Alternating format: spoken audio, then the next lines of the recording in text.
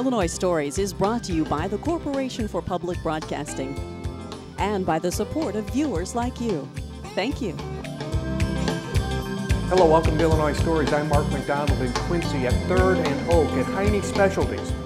Heinie Specialties might not mean anything to you, but if you're in the gun business anywhere in the world, Heinie Specialties mean the sights that are used for exact measurement to your shooting target. Mr. Heinie started here about 21 years ago, actually started in Havana, Illinois, but he's been here for 21 years. And these are the machines, and this is the process that Richard uses to make these sights that are known throughout the world. Now, Richard, I'm not a gun guy, so I'm going to rely on you to tell me and my audience here today what's important about gun sights, how they're designed and manufactured, and those kind of things. And you're the guy because for 21 years you've been in this shop making them, and like I said, for companies all around the world. Yeah, congratulations. Thank you. You were a designer for a farm equipment company, I guess. One day they decided they didn't need you, or they closed their doors or something. You said, well, how can I make a living? And you said, well, I make pretty good guns. I think I'll do that. Is that pretty accurate? That's just about right. You went from making guns, the whole handgun, to specializing in the sights. Why did you choose that? The gun or the sights? The sights. The sights, because the ones that we're using were breaking. So I came up with my own that wouldn't break. Mm-hmm. Can you show me your gun, the gun that you designed and made?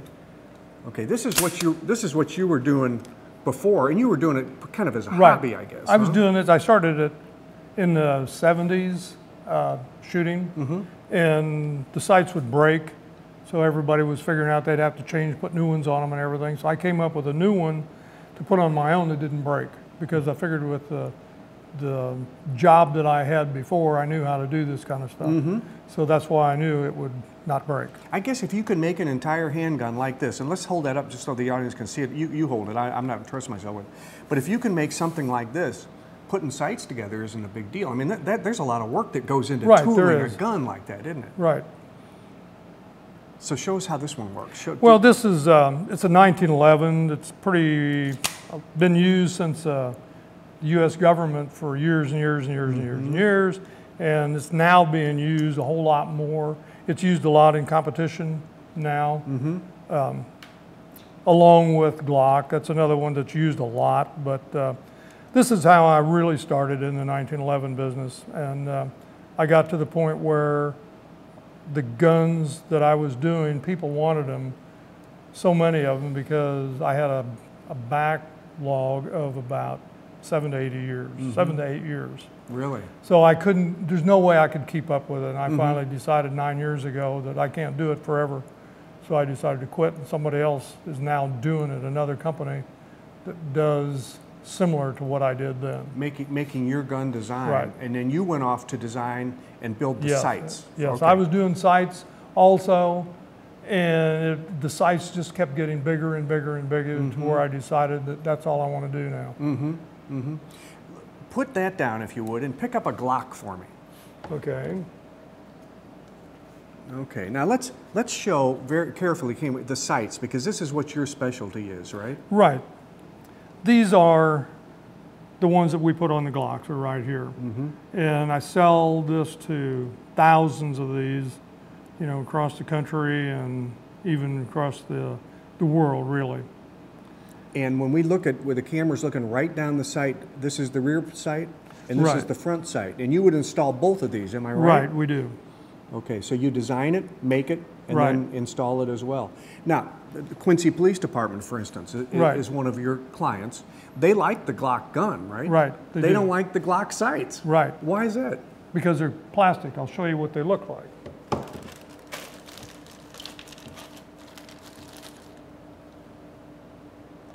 This is what we took off of one just last week.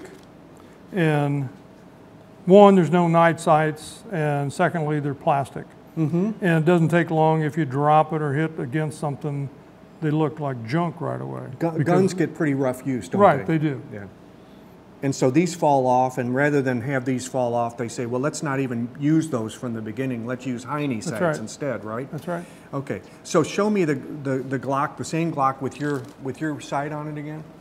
Here it is right there. And what makes this, of course, yours is made out of steel, These right? are steel, and not only that, these are steel and they have a melanite so that they're rust-free. This will last should last as long as the gun then. Oh yeah. You shouldn't have to replace these. And you have these little, I like your explanation of why you have the dots. If you can hold that real still for us, we can get the dots. What are the white or silver looking dots? Well, those are night sights. They're tritium that in low light, like dark or less, they'll show up, and that most police officers want that anyway. But one of the things that mine are different than anybody else's, I have two, one in the front, one in the rear. There's still a lot of them that people make that have 3 dots. And I learned years ago with the 3 dots, the rear dots overpowered your eyes. So mine has the one in the front, one small one in the rear, because when you shoot, what you want to really see is the front sight. You're not looking for the rear. The front is what you want to see if you want to hit anything. So the ones I have the little one in the rear that's just under the notch, and your eyes will pick up those one above the other really quick, a lot faster than having 3 dots. And what's the material that lights it up at night for you? It's tritium. It's actually a nuclear gas is what it is. Which opens up a whole nother bag of worms for you, because since it's radioactive, it has to be approved by the State Department before you can use it. And to send them out of the country, you have to do that. And there have to be very few people in the U.S. that can do it because of the nuclear part of it. But you're allowed to do that? No, I only do it, I have to have those installed into the sights. Once they're installed, then I'm okay with it. Okay. But the tritium itself has to be another company to do it. What a mess. That makes them more expensive, doesn't it? Yeah, of course it does. Okay, so the Quincy Police Department has ordered these, and you've got about half of those done for them? Right. You've got another half to do. Right. That's a good contract, isn't it? Right, it is. Yeah, yeah. And you've got contracts with some rather large gun manufacturers as well. We do have. Can you show me some of their products here? Here's one that's a company called STI from, they're in Texas. And a lot of not every one of their pistols has my sights on them, but about 80% of them do. So, and they buy the sights, we make them, have them made, and send to them, and then they install them when they do the guns that are brand new. You mentioned the term 1911 earlier, and I'm not a gun guy, so I didn't know what that meant. But these handguns were designed in 1911, and they've been successful ever since. It's pretty much the same design, right? Yes. And that was designed by whom? John Moses Browning. Browning. Right. People in Quincy would know that name. Right. They should. Yeah. Well, who was he? John's father was here in Quincy. So Jonathan. Okay, Jonathan's father, the designer of this father, and that's the old Browning family that goes back to Abe Lincoln's time and before. Right, it is. Okay, because I think the Brownings were very tight with them. They are. Okay, okay, and the Arkansas manufacturer, show us that one too. This is a company that I deal with in Arkansas that is Nighthawk, and about 9 years ago I got hooked up with them, and I help them, I consult with them right now, and do 7 guns that are Heinie pistols that they do that has my logo on it, and they're built basically the way I want them. Can I handle it? Right, because I want to turn it just right so people can see.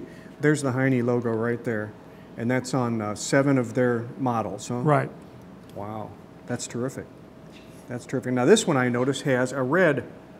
Right, that's a front sight. It's what is a fiber optic. So the light picks up through that, and it's usually used mainly for the people that like competition. It's much better for that. Or if you just like to go out and shoot, you can see that little dot a whole lot easier. Did they ask you to do it that way? Do they like it that way, or did you just come up with that? Well, no, that's just my idea of putting it on there. A lot of people sell these right now, and we have several of them that have that on it. I mean, that's one of the ones that we sell right now too. Okay, so in addition to making the other half of the Quincy Police Department's sights for their guns, are you staying pretty busy otherwise too? Very busy. Really? Very, very busy. Do you ever think about taking on another helper? You do this all by yourself, don't you? I do it by myself. Yes. And that's the way you like it. I have somebody that does the selling, and I do the other part of it. It's the way I want it. I don't want a lot of people. Okay. Well, I'll tell you what I'm going to ask you to do. We still have about 20 minutes of this program left. We got some very interesting video of you at your work. But what I'd like to do next is get a start from how you get started. How do you design one, and then how do you build it? Can we do that? Sure. All right.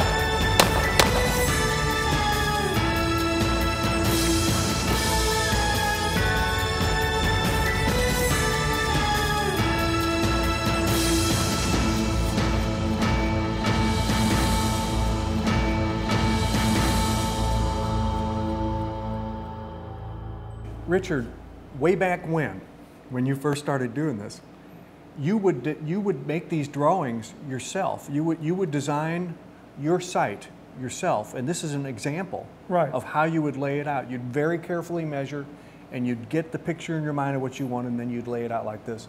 This is what designers and tool makers do, isn't it? That's right. How do you make these fine measurements? Because these are very, very fine measurements. Well, once you do it, then you use all the mics and the calipers and whatever you need as a machinist to do it. And these are the tools of the trade, aren't they? Right. Right here. What does this do for you? What does that do? That's dial calipers. What about this? Micrometer. You can tell that I'm not. That's another micrometer. Another micrometer. Okay. And what you're doing is your goal is to make one of these, and you're starting out with a hunk of steel. Right. It's just a hunk of steel, right? Right. Okay. Show me how this helps you turn this into this. Here, take a hold of that. Well, that is, you put it in the mill and you start whacking it and cutting steel off of it until you make that part. You've got 3 different variations here.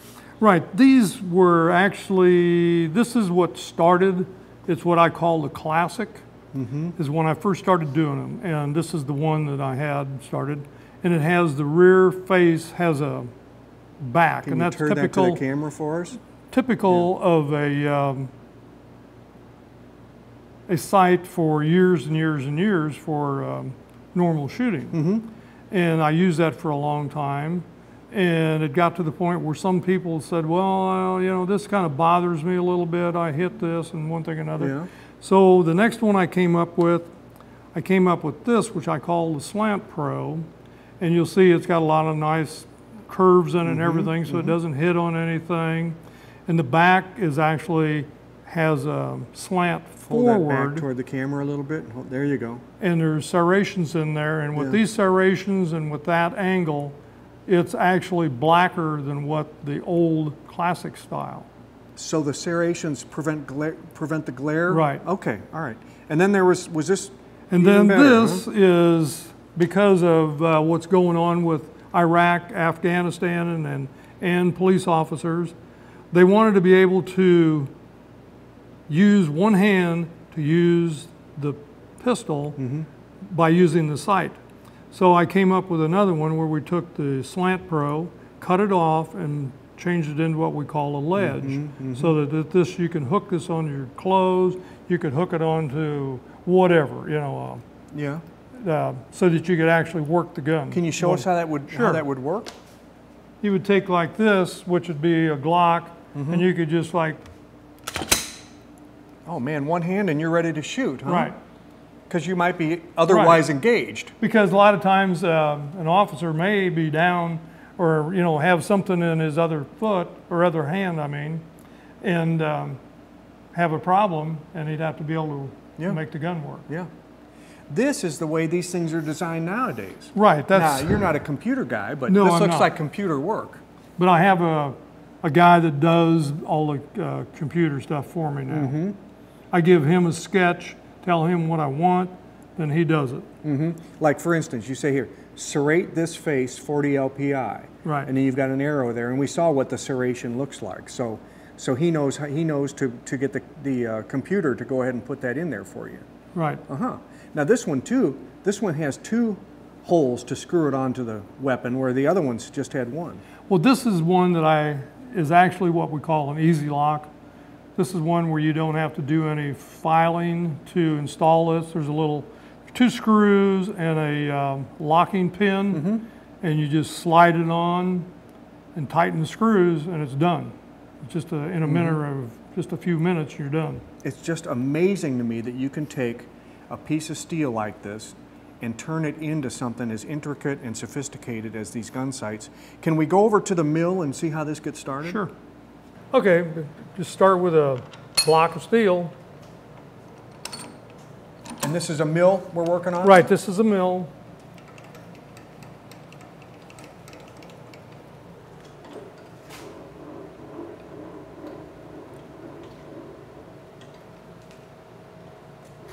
I mean, this is one for, I'm going to do for prototype.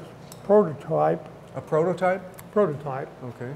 So I'm going to, this will be the one that I'll be, you got to start by, get everything square.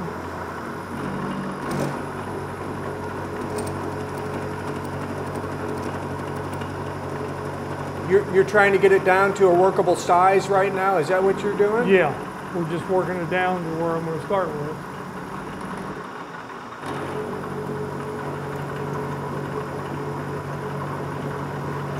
And what is that? What is that? An auger? What is that thing called? That's drilling? Milling cutter. A milling cutter. Okay. Right. Carbide milling cutter. And the challenge here is to just keep the same depth through the whole thing, so you get a nice even surface. Is that what we're striving for? Actually, I have to start and get everything good and square before you can do anything.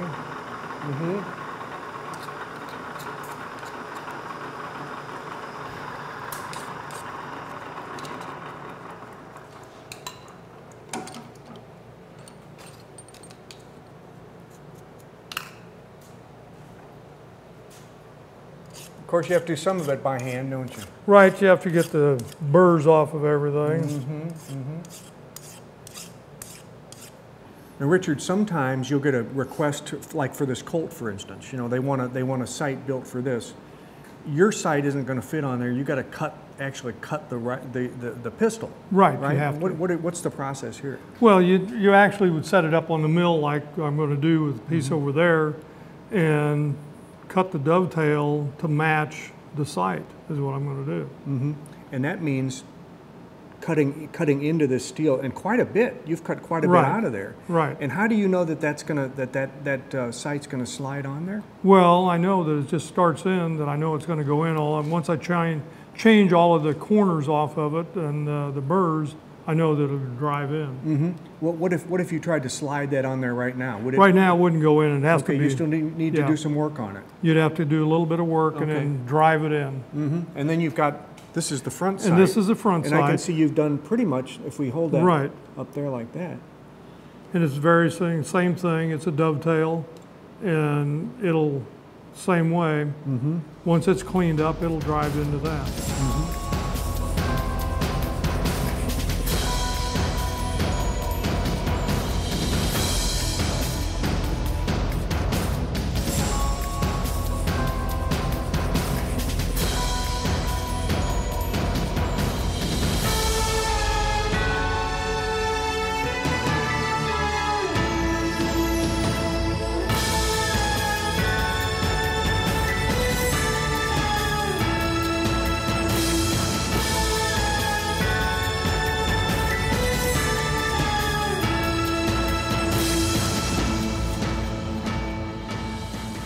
And these are made to fit within about half a thousandths.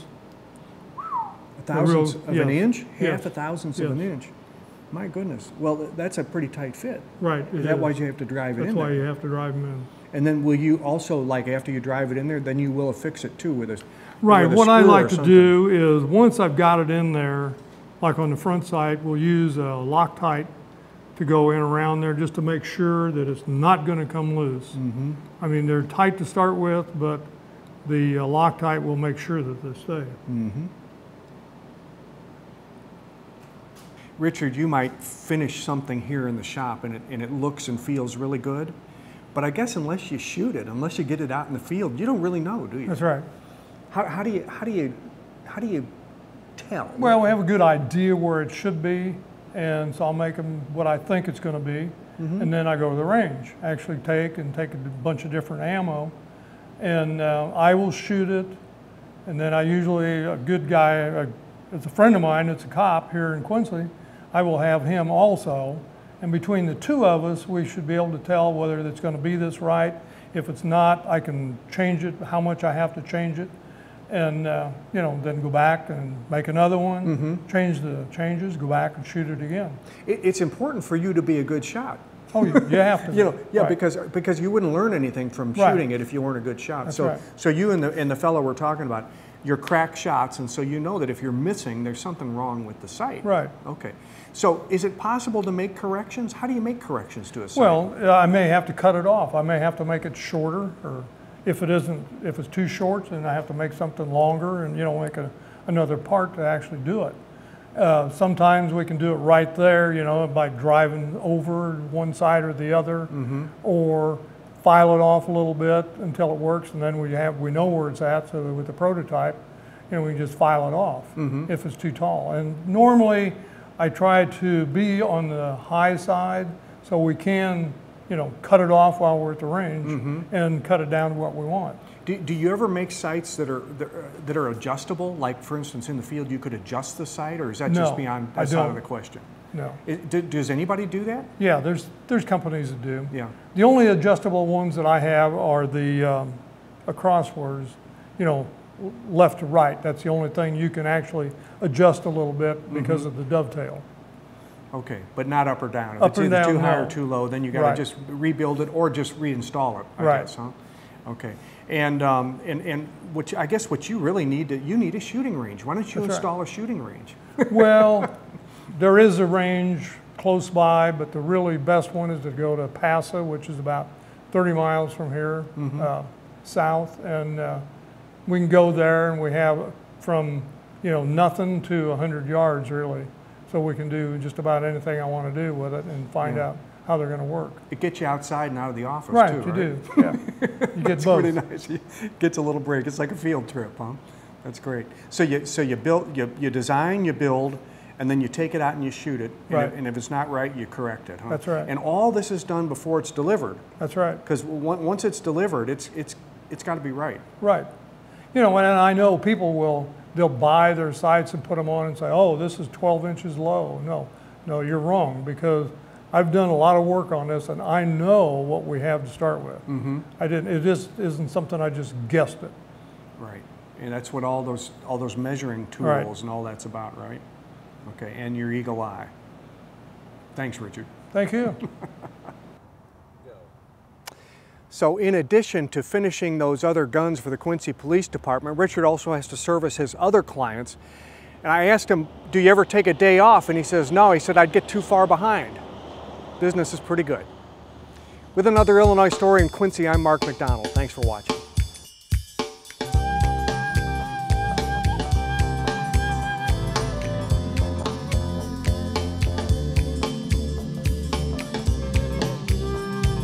Illinois Stories is brought to you by the Corporation for Public Broadcasting and by the support of viewers like you. Thank you. For a DVD copy of the program you've just seen, send $19.95 to Network Knowledge, P.O. Box 6248, Springfield, Illinois 62708. Be sure to include the program name, subject, and when the program aired. You can also order with your credit card by calling 800-232-3605.